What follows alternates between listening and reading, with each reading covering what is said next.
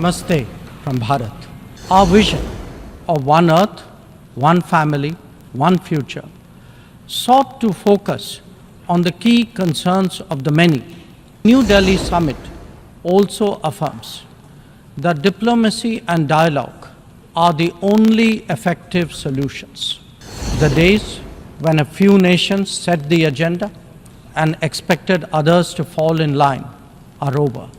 It was also noteworthy that at India's initiative, the African Union was admitted as a permanent member of the G20.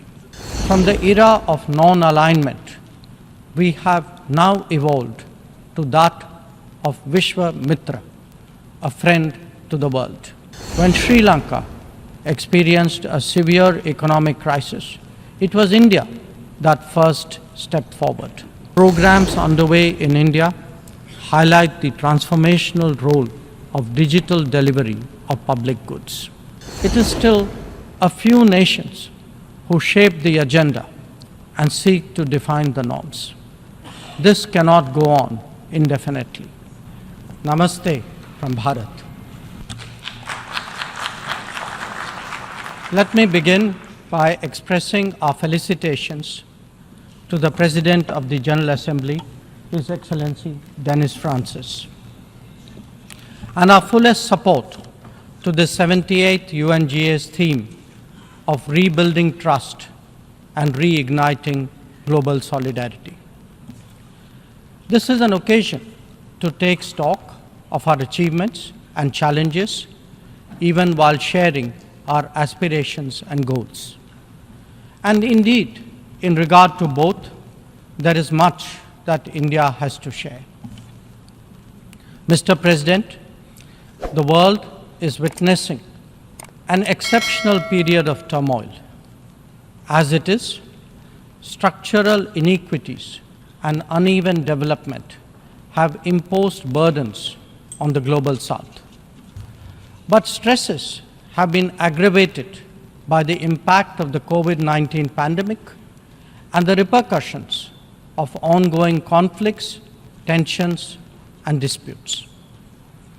As a result, socio-economic gains of recent years have been rolled back, resources for sustainable development are severely challenged, and many countries really struggle to make ends meet. Navigating the future appears even more daunting today. At this juncture, it was with a sense of exceptional responsibility that India took up the presidency of the G20. Our vision of one Earth, one family, one future sought to focus on the key concerns of the many, not just the narrow interests of a few. In the words of Prime Minister Narendra Modi, it was to bridge divides, dismantle barriers, and sow seeds of collaboration that nourish a world where unity prevails over discord and where shared destiny eclipses isolation. The New Delhi G20 Leaders' Declaration articulates our collective ability to do so.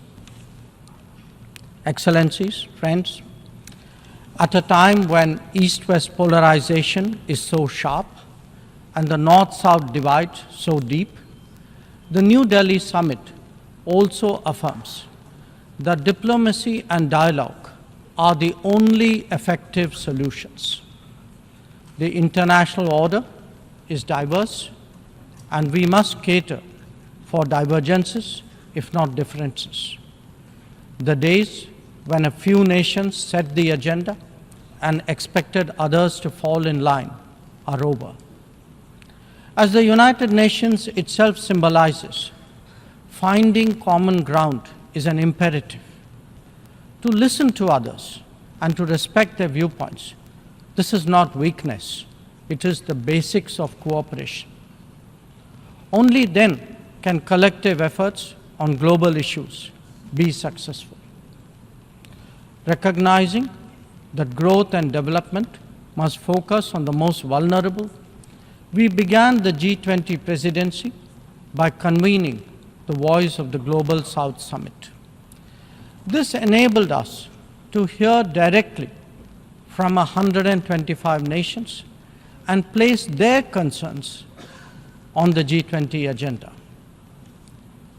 As a consequence, issues which deserve global attention got a fair hearing.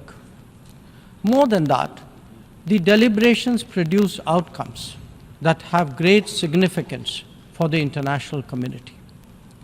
Mr. President, it was also noteworthy that at India's initiative, the African Union was admitted as a permanent member of the G20. By doing so, we gave voice to an entire continent which has long been its due. This significant step in reform should inspire the United Nations, a much older organization, to also make the Security Council contemporary. Broad representation is, after all, a prerequisite for both effectiveness and credibility. The outcomes of the New Delhi G20 summit will surely resonate for years ahead. Among them is an action plan for sustainable development goals, a crucial need of the day. Equally important are the high principles of lifestyle for environment, and the Green Development Pact as they shape our approach to our planet's future. The transformative role of digital public infrastructure has also finally been recognized, as the salience of women-led development in building an inclusive and progressive society. The reform of international financial institutions has been given due weight, as has the resolution of debt vulnerabilities. Friends, the New Delhi G20 outcomes are expressed both as larger policies and as specific initiatives. They could be about building cities for tomorrow, or fighting corruption, eliminating hunger, or delivering quality education, ending plastic pollution, or preserving the ocean-based economy, or for that matter, enhancing food security, or even mapping global skills. Some address long-standing issues like gender divide and climate action. Others focus on new concerns such as responsible harnessing of artificial intelligence. All in all, we have placed for the world's consideration a set of actionable propositions, constructive solutions, and new directions. Even as we encourage collective endeavors, India also seeks to promote cooperation with diverse partners. From the era of non-alignment, we have now evolved to that of Vishwa Mitra, a friend to the world. This is reflected in our ability and willingness to engage with a broad range of nations, and where necessary, harmonize interests. It is visible in the rapid growth of the Quad, a mechanism today so relevant to the Indo-Pacific. It is equally apparent in the expansion of the BRICS grouping of independent-minded nations, or in fact, the emergence of the I2U2 combination. Recently, we hosted the creation of the India, Middle East, Europe Economic Corridor, IMEC. The forging of the Global Biofuels Alliance was another notable development. This willingness to work in an open-minded manner on specific domains is now a defining characteristic of the emerging multipolar order. Mr. President, all nations pursue their national interests. We, in India, have never seen that as being in contradiction with global good. When we aspire to be a leading power, This is not for self-aggrandizement, but to take on greater responsibility and make more contributions. The goals we have set for ourselves will make us different from all those whose rise preceded ours. India demonstrated this during the COVID through the Vaccine Mantri initiative. Our endeavors, like the International Solar Alliance and the Coalition for Disaster Resilient Infrastructure, have gathered wide support. Our espousing of the International Year of Millets is enhancing global food security today. We have built development partnerships with 78 nations across geographies. And we have also been first responder in disaster emergency situations. The people of Turkey saw that in February, as did those in Syria. Our commitment is understandably even greater closer home. When Sri Lanka experienced a severe economic crisis, it was India that first stepped forward. But even in distant regions, partners such as the Pacific Islands have appreciated our contributions to meet their needs in health, in technology, and in climate action. Mr. President, the most populous nation and the fifth largest economy in the world knows that its progress makes a real difference to the world. Especially so when so many nations identify with us for reasons of history, of geography, and of culture. They follow our experiences closely and evaluate our solutions for their larger relevance. Last week, the United Nations assessed progress towards achieving SDGs. The mood here reflected the struggle to overcome challenges, especially those of resource paucity. It is therefore vital at this midway that we expand our capacities and regain our confidence. As the largest contributor to meeting SDG targets, India's achievements should give heart to others on this journey. After all, the Global Multidimensional Poverty Index records that we have halved the global MPI value in the last 15 years, lifting 415 million people out of poverty.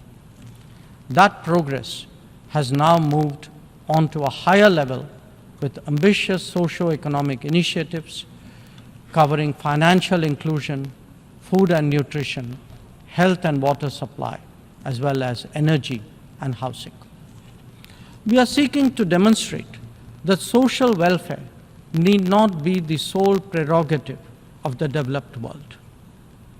Excellencies, programs underway in India highlight the transformational role of digital delivery of public goods. It has facilitated scaling up, it has enhanced efficiency, and it has combated corruption. The national objective of leaving no one behind is forging ahead in so many dimensions. Moreover, the democratization of technology has opened mindsets, instilled confidence, and inspired innovations. Excellencies, in our deliberations, we often advocate the promotion of a rules-based order. From time to time, respect for the UN Charter is also invoked. But for all the talk, it is still a few nations who shape the agenda and seek to define the norms. This cannot go on indefinitely, nor will it go unchallenged. A fair, equitable, and democratic order will surely emerge once we all put our minds to it. And for a start, that means ensuring that rule makers do not subjugate rule takers. After all, rules will work only when they apply equally to all.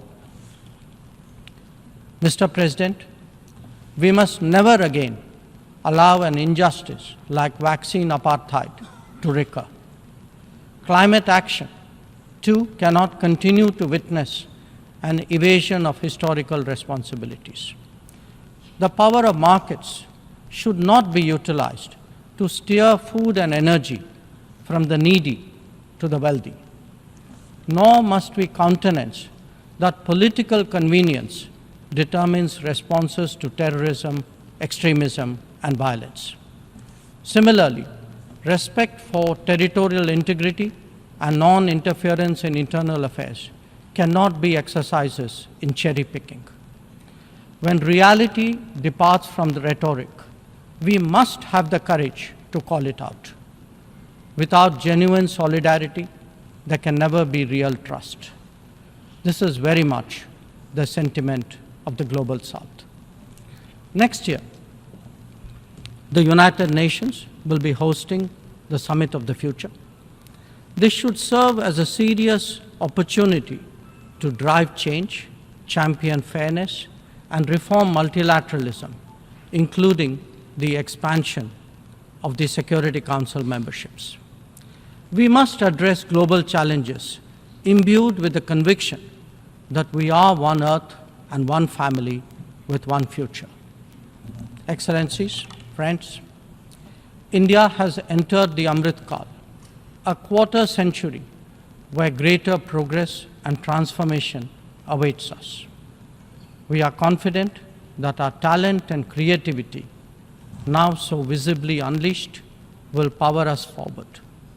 The world saw a glimpse of what is to come when our Chandrayaan-3 landed on the moon. Today, our message to the world is in digitally enabled governance and delivery, in the widening ambit of amenities and services, in rapidly growing infrastructure, and in our energetic startup culture. It is visible too in vibrant cultural expressions, such as in the arts, yoga, wellness, and lifestyle. Our latest assertion is in a path-breaking legislation to reserve 1/3 of the seats for women in our legislatures. Mr. President, I speak for a society where ancient traditions of democracy have struck deep modern roots. As a result, our thinking, approaches, and actions are now more grounded and authentic. As a civilizational polity that embraces modernity, we bring both tradition and technology equally confidently to the table. It is this fusion that today defines India, that is Bharat. I thank you, Mr. President.